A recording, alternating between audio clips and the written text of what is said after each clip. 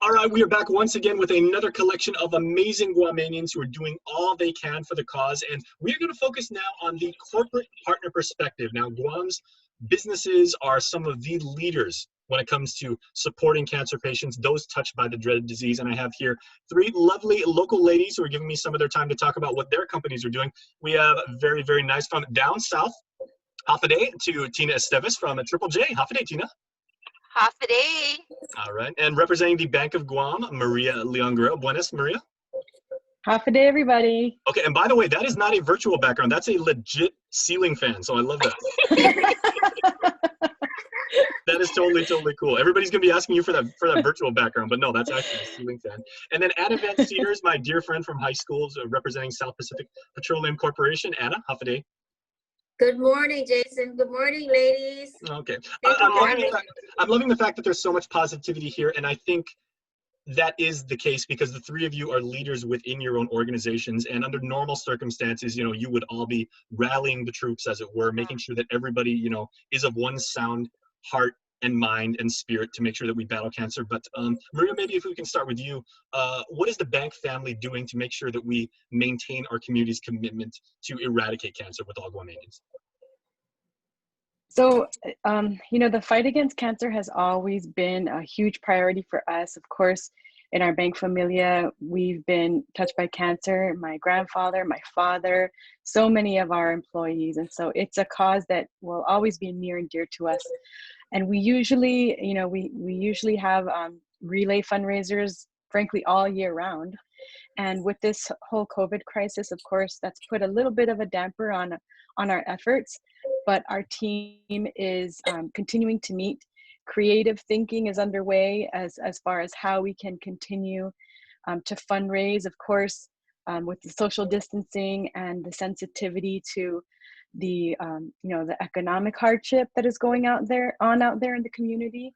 But although there are some immediate issues that we have to deal with, I think there's always going to be that long-term need to stay committed to cancer research and cancer treatment, and so we'll always be a big supporter of Relay.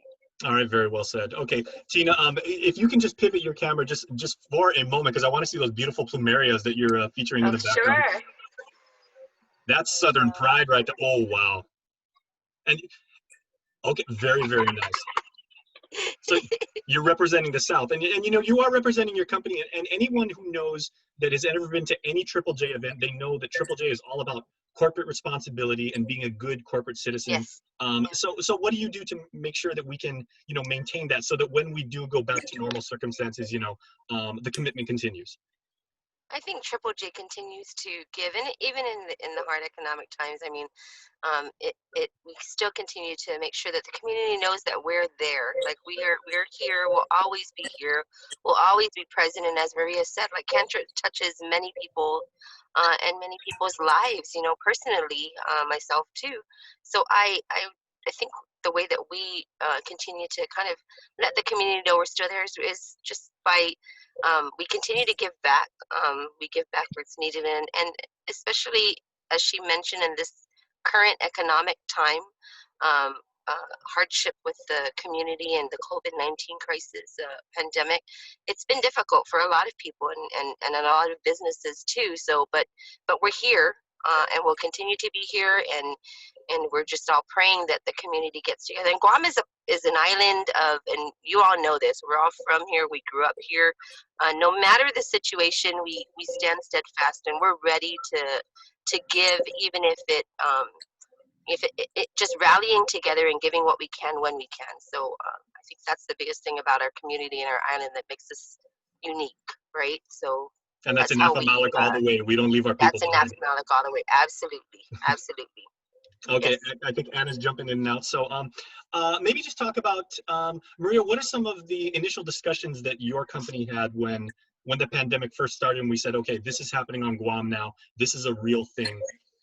What can you guys do to make sure that you're staying? Okay, hang on, because one moment, because Anna's back now. So Anna, I know that SPPC always has a wonderful turnout under normal Relay for Life and everything. I love those big balloons you guys always bring. Those are always at the highlight. So how do you Yes. motivate the troops and keep your own staff, excited but also focused on the mission? Yeah, I mean, just as you know, SPPC has been a supportive Relay for Life for the last 20 years, and the company has been a great role model to our employees, and they get motivated just knowing that the company itself supports the community, and of course, everybody, all of us has been touched by cancer in some ways, and the employees are passionate about it, combined with, it's all team effort, really, for all of us. Yeah, and it's just the giving back that makes it feel good. Mm-hmm. And once again, SPPC always shows up at the relay. They're always one of the such nice, genuine smiles, always going like around the track and everything. So even though we can't do that physically this year, we know you guys, remain so committed to the cause. Yeah, trust me.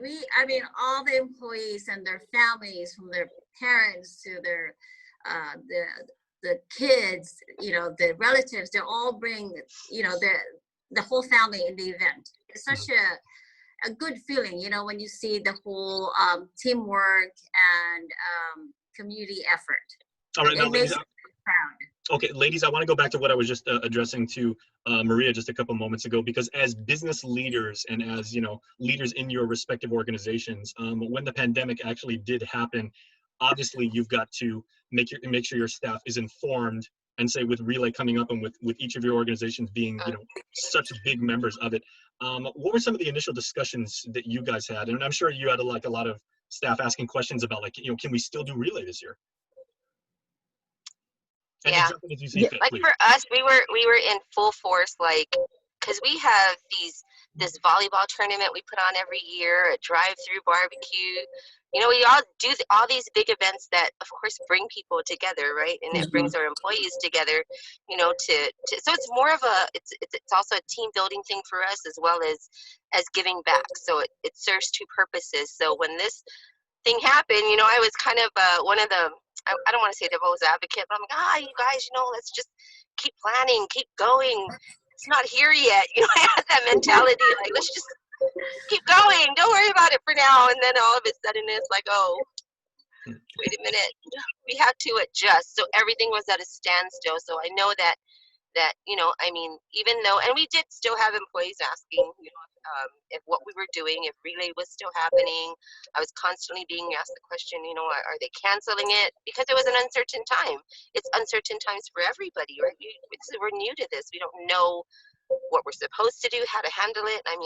So we were getting asked those questions, and it's good, but we, the good thing about American Cancer Society is they have this dashboard platform where you're still able to donate, and we encourage our employees, if you feel it in your heart that you still want to give back, then there's that platform for you to do so. So even if we are not, unfortunately, getting together to do the paddles or the drive-through barbecue or the volleyball tournaments or the 5Ks, we can still give back. Okay. If your heart Maria, how feels about you like with the it. bank? Yeah, when COVID hit, obviously, like all the other businesses, we just had to take a second to find our bearings, collect ourselves as an organization, get our baseline operations under control. But now that we've stabilized, we have virtual meetings, teleworking in full effect. Everybody is just kind of getting on board with that, including our Relay for Life planning team. So we have Chelsea St. Nicholas, who is kind of the head honcho for the bank on Relay. We have points of contact for every department. So we love they're Chelsea. Yeah, Chelsea is great. And so I think, once we figured out a way, people will find a way. They will be creative, and we will just move on and figure out how to continue this, rain or shine. Well, like the governor COVID. said, our beloved governor, she said, the future is Familao. So I'm so happy to have so many of the island industry in capable hands like yours, ladies. Okay, and we only have about a minute left, but I wanted to Okay. just ask each of you, and maybe each of you can address this with maybe a couple sentences and just jump in as you see fit. Obviously, you all come from very large businesses with, you know, like big staffs, very diverse backgrounds, a lot of resources at your disposal. But what advice and what guidance and what wisdom could you give maybe for the smaller businesses, you know, the mom and pops and maybe the mid-sized businesses, if they would like to get involved as you have and maintain their own concern and, you know, be able to give back?